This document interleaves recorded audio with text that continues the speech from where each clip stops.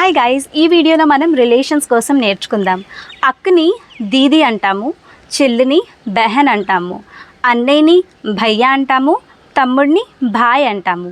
అక్క వాళ్ళ హస్బెండ్ని జీజు కానీ జీజాజీ అయినా అనొచ్చు. అలానే అన్నయ్య వాళ్ళ వైఫ్ని భాబీ అంటాము. నానమ్మ తాతయ్య, దాది దాదా, అమ్మమ్మ తాతయ్య, నాని నాన్న. మనం గమనించాల్సింది ఏంటంటే అమ్మ వాళ్ళ నాన్నని, నాన్న వాళ్ళ నాన్నని ఇద్దరిని మనం తెలుగులో తాతయ్య అని పిలుస్తాము. కానీ హిందీలో అలా కాదు. నానమ్మ తాతయ్య, దాది దాదా, అమ్మమ్మ నాని, తాతయ్య నాన్న.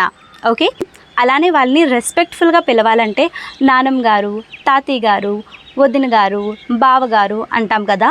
హిందీలో మీరు ఏం చేయాల్సిన అవసరం లేదు. జస్ట్ మీరు లాస్ట్కి జీ అని యాడ్ చేసేయండి. నానాజీ, నానీజీ, దాదాజీ అలా.